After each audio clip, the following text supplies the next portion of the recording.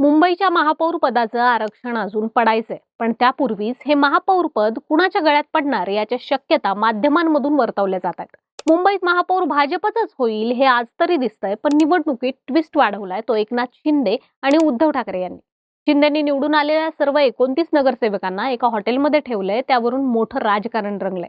एकनाथ शिंदे यांच्या शिवसेनेला मुंबईचं महापौरपद हवंय असं सांगितलं जातंय, पण कालच चंद्रशेखर बावनकुळे म्हणालेत, आमच्याकडे अजून तशी मागणी आलेली नाही. पण हे राजकारण घडत असताना मुख्यमंत्री देवेंद्र फडणवीस हे दावोस दौऱ्यावर आहेत आणि या दौऱ्यावर असतानाच फडणवीस आणि उद्धव ठाकरे यांच्यात राजकीय चर्चा झाल्या अशा बातम्या येत आहेत. महाराष्ट्रातील 2014 पासूनचं राजकारण पाहिलं तर कधी काय होईल हे सांगता येत नाही. त्यामुळेच उद्धव ठाकरेकडून मोठा राजकीय डाव खेळला जातोय असं म्हणतायत. आधी त्यांनी एकनाथ शिंदेंना चुचकारण्याचा प्रयत्न केला, आता त्यांनी फडणवीसांना महापौर बनवण्याची ऑफर दिली आहे. मुंबईच्या महापालिका निवडणुकीचं राजकारण नेमकं काय चालू आहे हेच आपण या व्हिडिओतून पाहूयात. नमस्कार, मी अनुजा आणि तुम्ही पाहताय कार्यारंभ. 29 महानगरपालिकांपैकी वसई, लातूर, परभणी, चंद्रपूर, मालेगाव, कोल्हापूर वगळता इतर सर्वत्र भाजपचा महापौर असणार असा दावा भाजपकडून केला जातोय. काही ठिकाणी त्यांच्याकडे बहुमत नाही, परंतु ते बहुमत जुळवून आणू शकतात अशी एकंदरीत आता परिस्थिती आहे.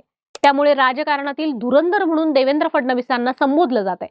आता मुंबई महापालिकेत काय राजकारण झालं ते पाहूयात. मुंबई पालिकेत शिवसेनेचा महापौर असावा. बाळासाहेब ठाकरे यांचं हे जन्मशताब्दी वर्ष आहे आणि त्यासाठी शिंदे गटाकडून महापौरपद मागितलं जात आहे.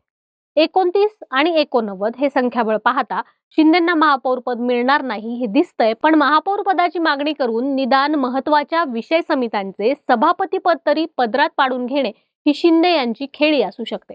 पण शनिवारी काय झालं ते पण पहा. शनिवारी उद्धव ठाकरे जेव्हा नवनिर्वाचित नगरसेवकांना बोलत होते तेव्हा ते म्हणाले, आजपर्यंत मुंबईत शिवसेनेचाच महापौर बसलाय. जर देवाची इच्छा असेल तर आताही बसेल. परंतु ज्यांच्या पाठिंब्यावर भाजप महापौर बसवायला निघाला आहे त्यांनी आपण काय पाप करतो आहोत याचा विचार करावा असं एकनाथ शिंदे यांना उद्देशून त्यांनी म्हटलंय.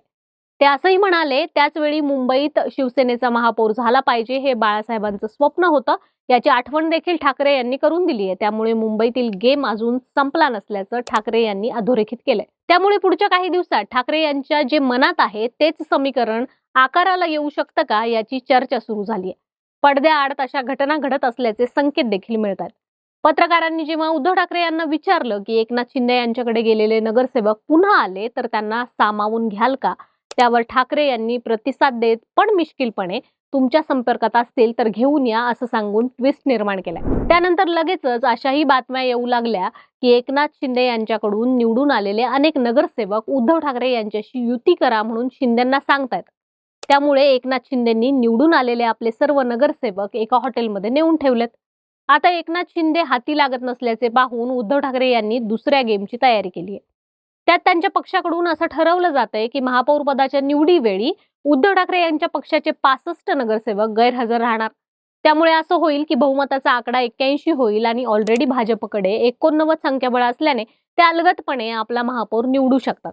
पण हे करत असताना शिवसेनेनं भाजपसमोर एक अट ठेवली आहे. ती म्हणजे भाजपतून निवडून आलेल्या एखाद्या शिवसैनिकाला हे पद मिळायला हवं, जेणेकरून मराठी माणूस महापौरपदी बसला आणि भाजपकडून बाळासाहेब ठाकरेंच्याच माणसाला महापौरपदी बसवलं गेलं असा संदेश जाईल.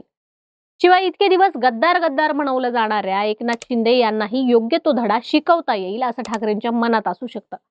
इकडे मुख्यमंत्री देवेंद्र फडणवीस हे सगळं मूकपणे पाहत असल्याची चर्चा आहे. कारण ज्याप्रमाणे 2014 मध्ये भाजपचे 122 जण निवडून आले पण उद्धव ठाकरेंच्या शिवसेनेशिवाय सरकार बनवू शकत नव्हतं, त्यावेळी शरद पवारांनी बाहेरून पाठिंबा देण्याची भूमिका घेतली.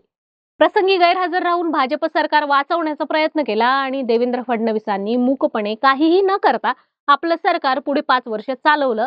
हीच परिस्थिती मुंबई महापालिकेची झाली. उद्धव ठाकरेंकडून असा गेम होतोय म्हटल्यावर एकनाथ शिंदे थोडे नरमले असल्याची माहिती आहे आणि भाजपकडूनही एकनाथ शिंदे यांनाच झुकतं माप दिलं गेलंय असं सांगण्यात येत आहे.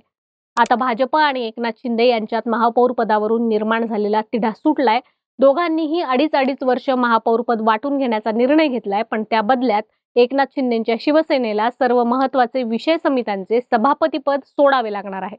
म्हणजेच आर्थिक विषयाशी संबंधित सर्व कारभार भाजपकडे कसा राहील हे या वाटाघाटीतून भाजपने पाहिल्याचं बोललं जात आहे.